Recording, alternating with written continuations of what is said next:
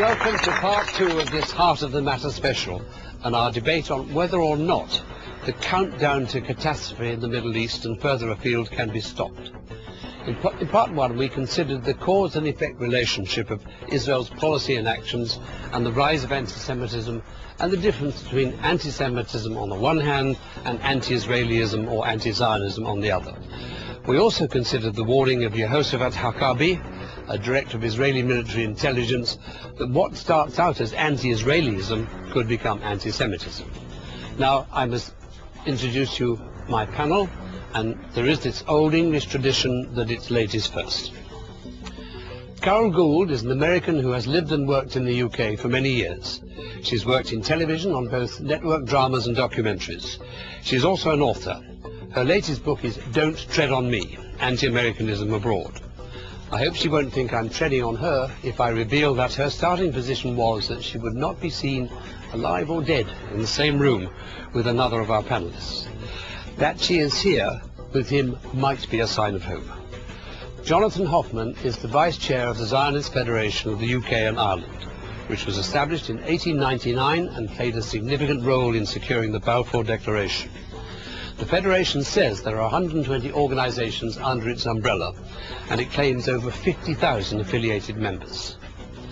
Professor Ilan Pappy is Israel's leading revisionist historian.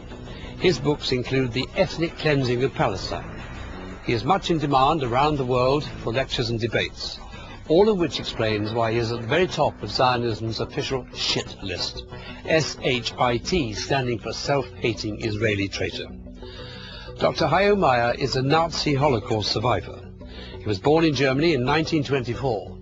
At the age of 14, he fled on his own to the Netherlands to escape the Nazis. When they occupied the Netherlands, he served in the Jewish underground, was captured by the Gestapo and transported to Auschwitz. I know of nobody else who can speak with more authority on the subject of anti-Semitism than Hayo. His books include An Ethical Tradition Betrayed, The End of Judaism. Panel, welcome to you all. Thank you.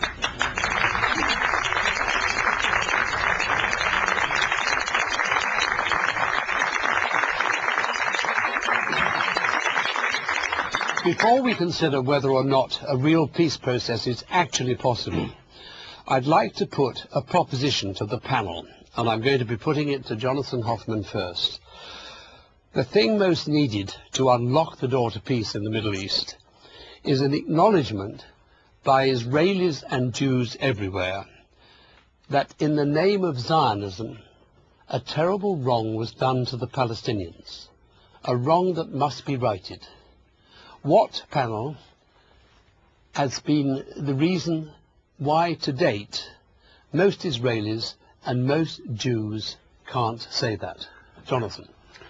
Well, I think that's a complete fabrication. If you go back to 1948, read the books for Ephraim Karsh, for example, you will see that only a very tiny handful, maybe 300 or 400 Palestinians were directly left Palestine because of actions of the Israeli army. Most of them were told by their leaders to go. That was the case with the Palestinians in Haifa, for example. You know, I simply do not agree with that. Fair enough. Carol? My feeling is that for 8 years, Bill Clinton spent almost all of his time devoted, no president ever had devoted as much time to the Middle East peace process. For 8 years, sending Madeleine Albright and Warren Christopher to Syria and Jordan and Egypt and to Israel to try to make peace.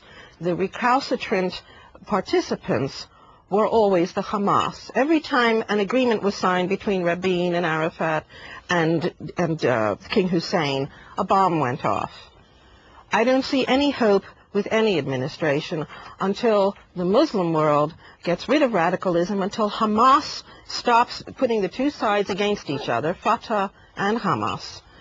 And when you say that the Zionists and the Jews around the world have to admit this wrong, well, we've also got to get the Muslim world in order. And there are many Muslim commentators who agree that the corruption and the violence, look at Pakistan, look at Afghanistan, have got to be put to right as well. But you see no prospects of Israelis and Jews around the world admitting that, yes, a wrong was done to the Palestinians? You see no prospect of that? I don't see any point in it, because wrongs have been done to many people in the past 50 or 60 years. This isn't the only one. Look at what's happening in Zimbabwe. Look at Sudan. Look at what the Janjaweed have done. With respect, I prefer us to stay on this subject. Yes, but...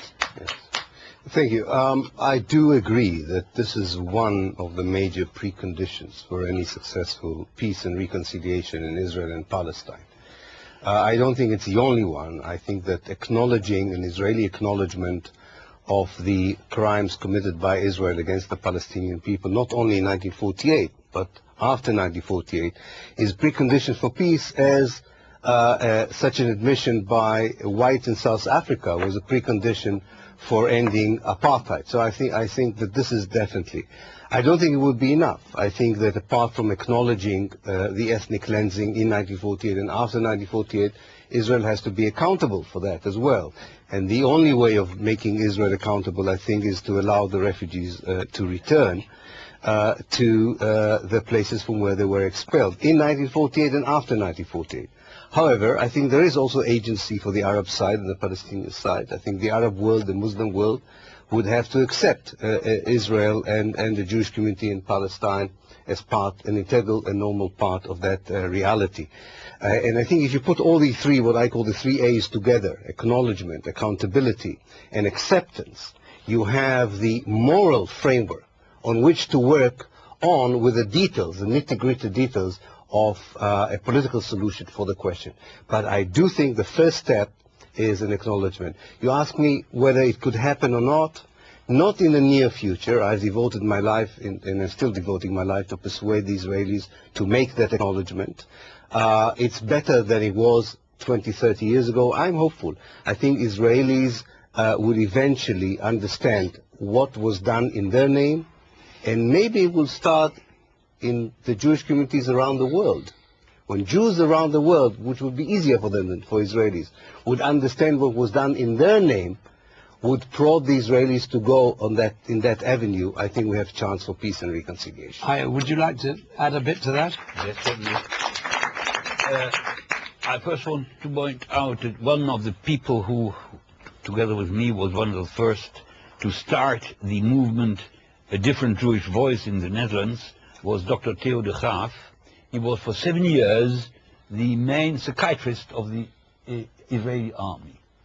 And I'll never forget, we were on the first meeting of our club from which the European Jews for Just Peace was erected. But we were on the first meeting, we both gave talks, and he said there and then, it is absolutely inconceivable that ever peace comes if we do not start, and mind you, he was the former chief psychiatrist of the Israeli army, if we do not start with acknowledging what we have done. And then one more, why don't the Jews do it?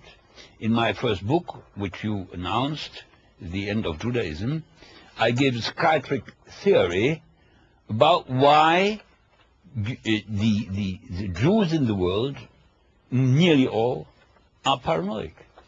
They are paranoid due to two things. First of all, obviously, due to the Holocaust, but secondly, due to the tradition of always memorizing what harm the Jews have undergone in history. So they memorize 1648 when Khmelnytsky massacred Jews in the Ukraine.